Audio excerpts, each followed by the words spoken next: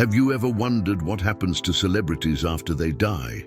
So many of them seem to have it all: fame, fortune, admiration. But did they really? What if I told you that behind the lights, the applause, and the endless pursuit of pleasure, many of them walked a path that led straight to destruction? And worse, what if I told you that some of them are now suffering in ways you can't even imagine? This is not just a story, it's a warning, a terrifying, eye-opening testimony of what happens when you chase the world and leave God behind. The truth is, hell is real, and many who once stood in the spotlight now find themselves in eternal torment. But why? What went so wrong? And most importantly, could this happen to you?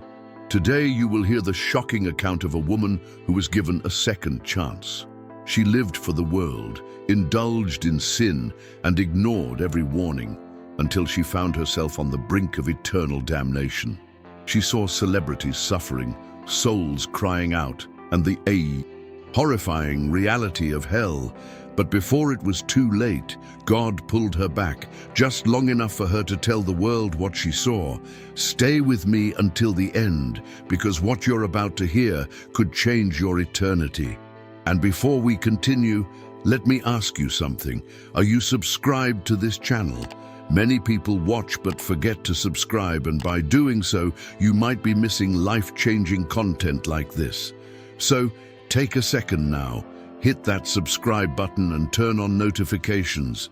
Because today, we're revealing the terrifying truth about fame without God.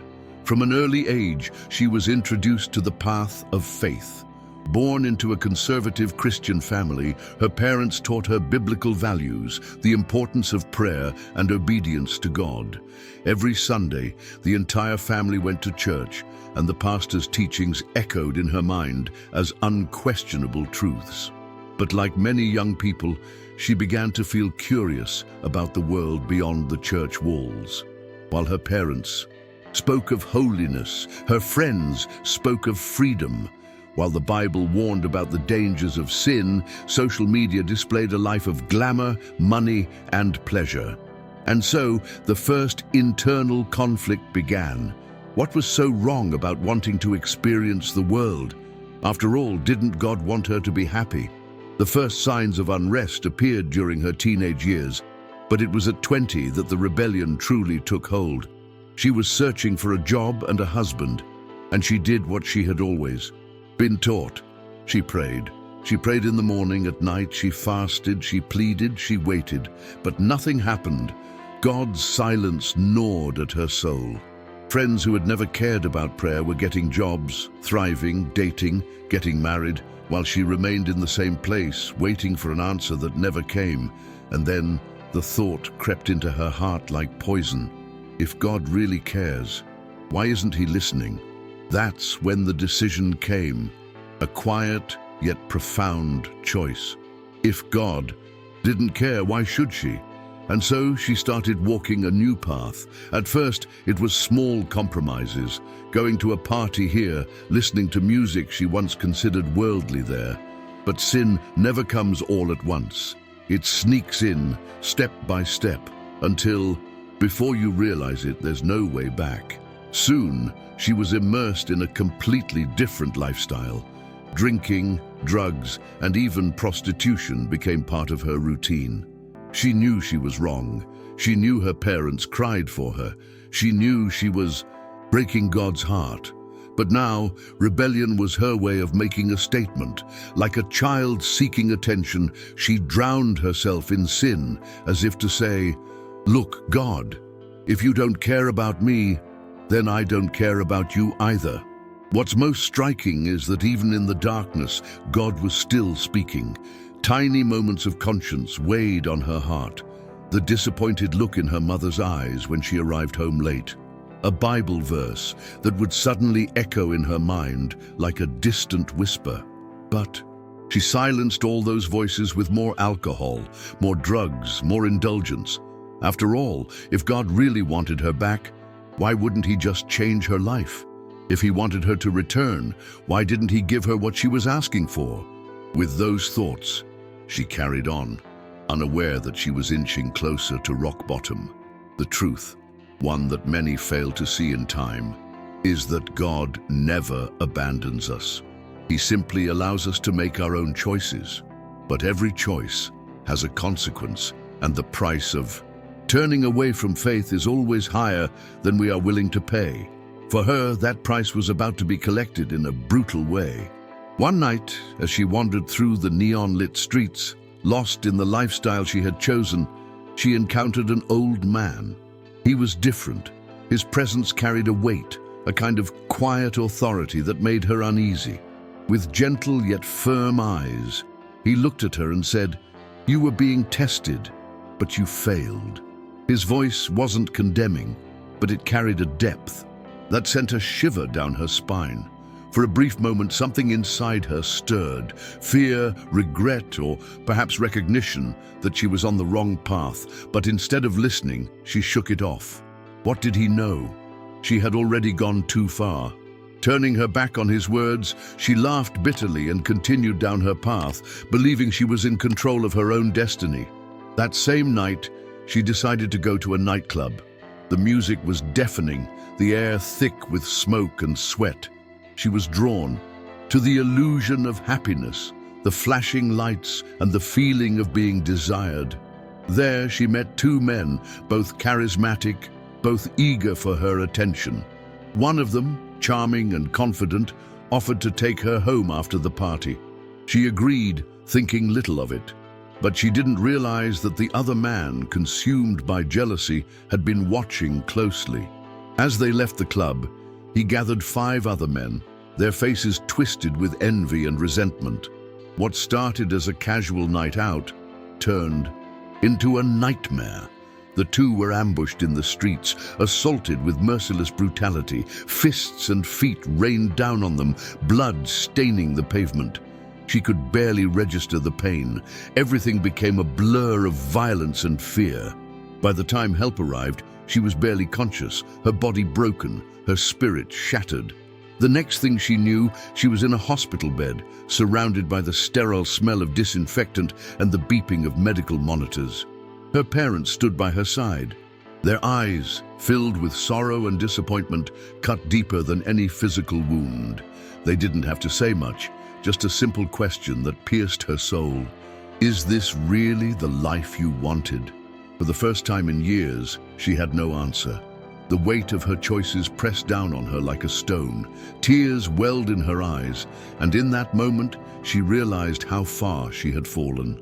That night, as she lay in the hospital bed, the same words from the old man echoed in her mind. You were being tested, but you failed.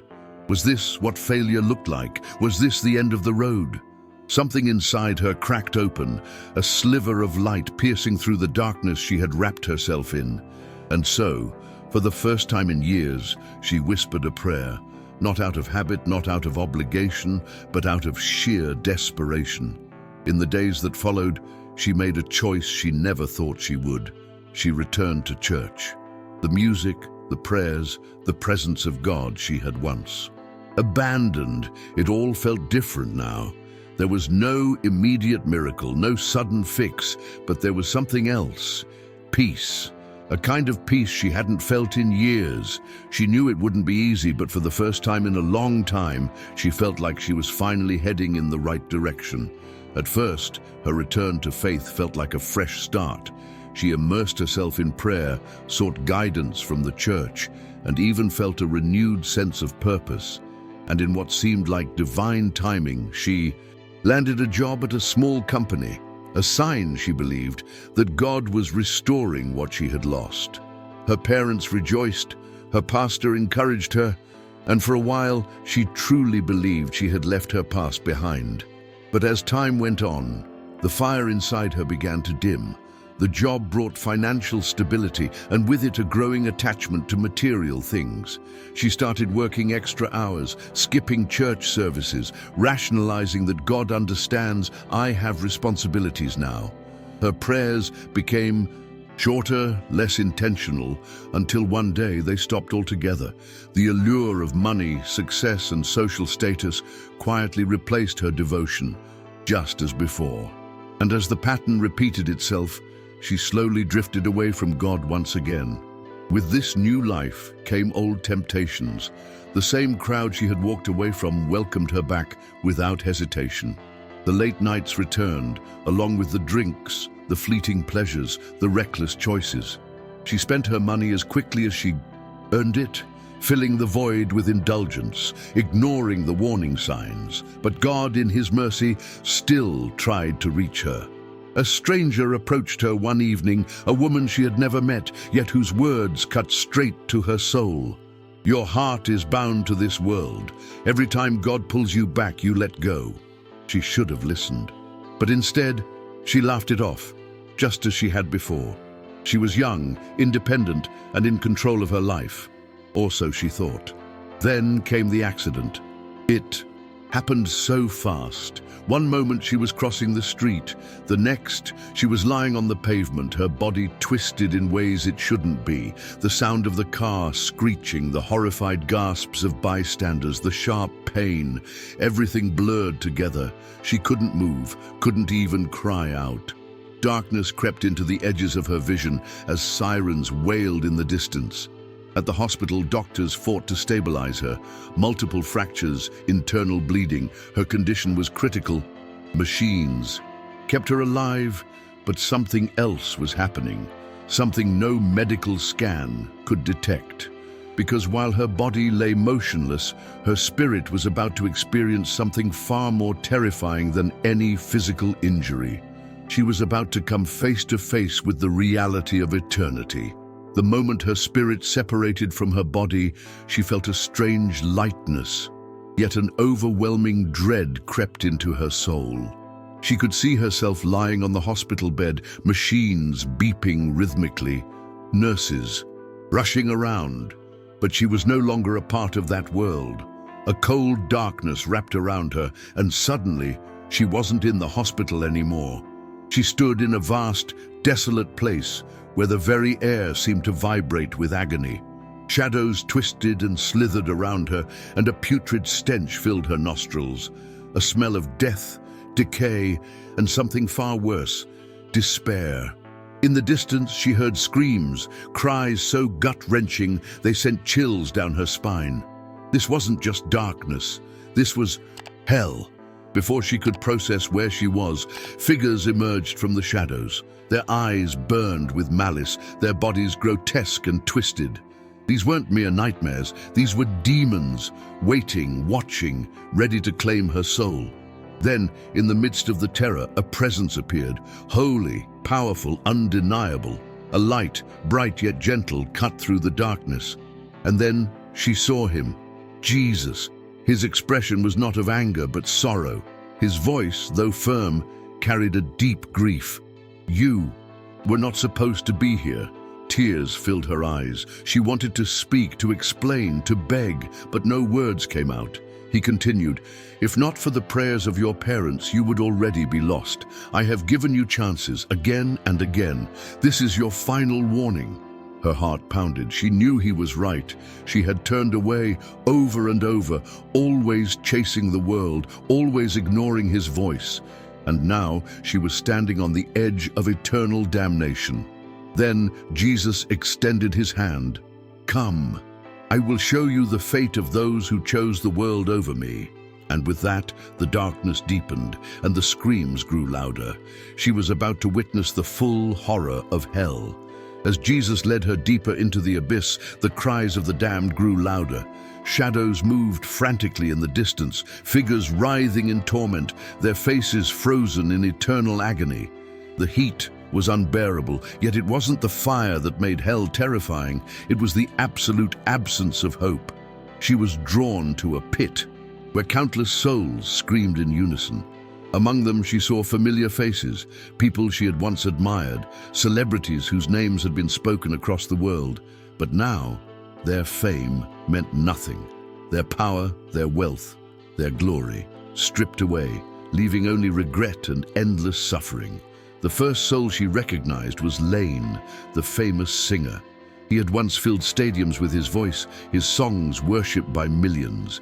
But here, he was forced to sing endlessly, his throat tearing apart.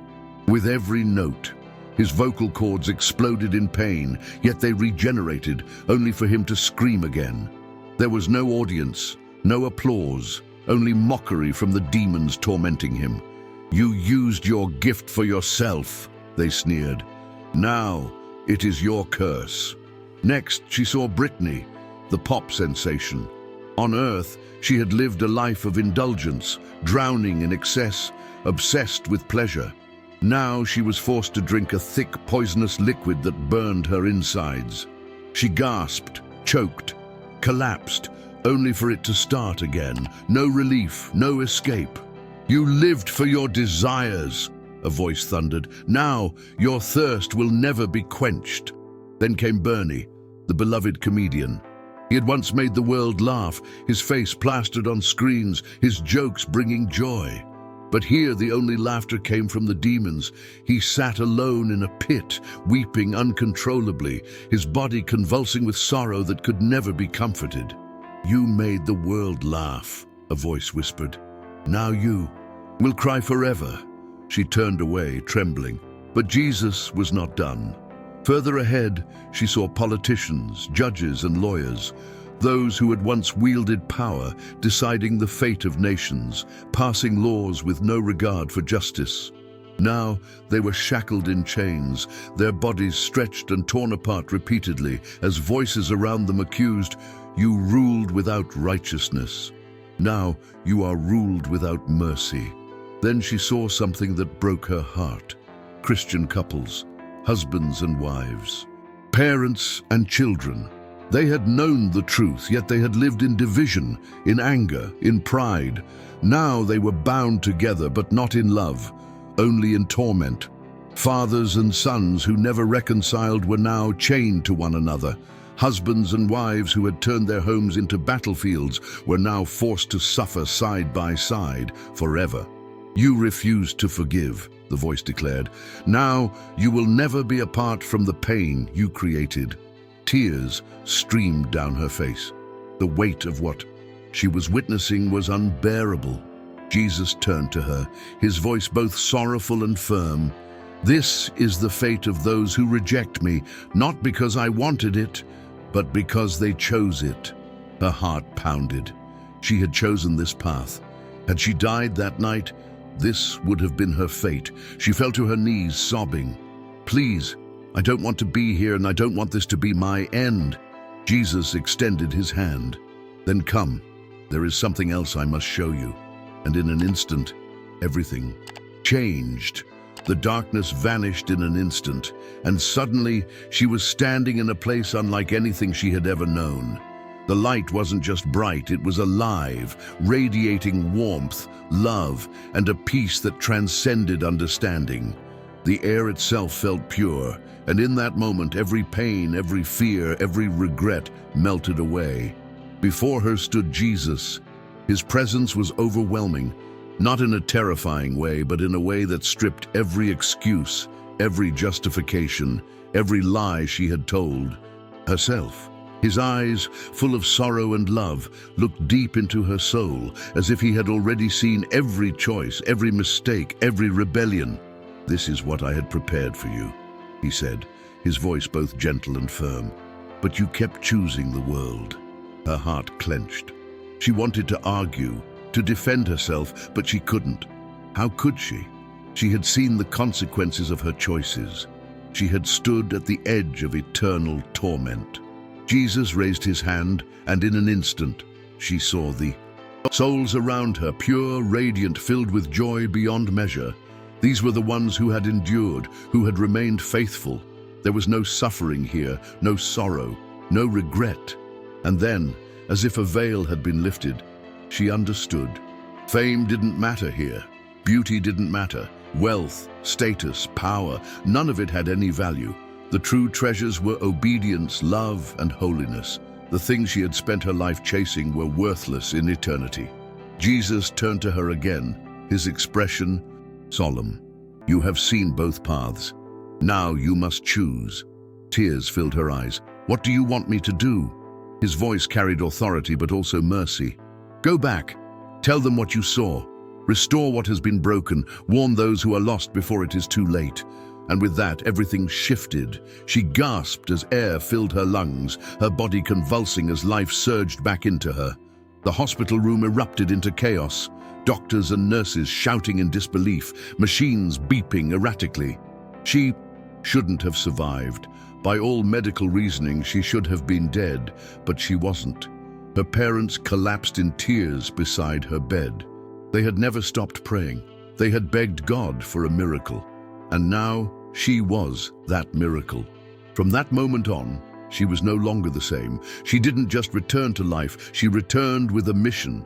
She spoke of what she had seen, and people, doctors, nurses, strangers, listened. Some mocked, but many believed. Some even fell to their knees, right there in the hospital, surrendering their lives to Christ. But she didn't stop there. She saw clearly now, the greatest battle Satan wages is against families. Hell was full of couples who had let bitterness consume their marriages, of parents and children who had refused to forgive each other. So she dedicated herself to restoring homes, rebuilding what the enemy had destroyed. She founded 2 ministries, Women of Valor and Men of Strength, guiding wives and husbands toward reconciliation, teaching them to break the cycle of division that had led so many to destruction. She understood now, if families were strong in God, Satan's plans would crumble. She no longer sought pleasure, money, or fame. She had seen eternity, and she knew that in the end, only one choice matters. Now that you've heard this testimony, I have just one question for you. Where do you stand? Are you chasing after the world, ignoring the voice of God, thinking you still have time? Or are you truly prepared for what comes after this life? Don't make the mistake of thinking you have forever. The truth is, none of us know when our last moment will come. The celebrities she saw in hell once thought they had everything, until it was too late. Don't wait until it's too late for you. Share your thoughts in the comments below. Have you ever had a spiritual experience that made you realize the reality of heaven or hell? Do you know someone who needs to hear this message? Let's talk about it. I'll be reading your comments. And before you go, make sure you're subscribed and have your notifications turned on. We have more powerful testimonies and biblical revelations coming, and you don't want to miss what God is revealing. Now, if you want to know more about the hidden dangers that are pulling people away from God, watch the next video on the screen. It could be the most important decision you ever make. This is John, and I'll see you in the next one. Stay in faith.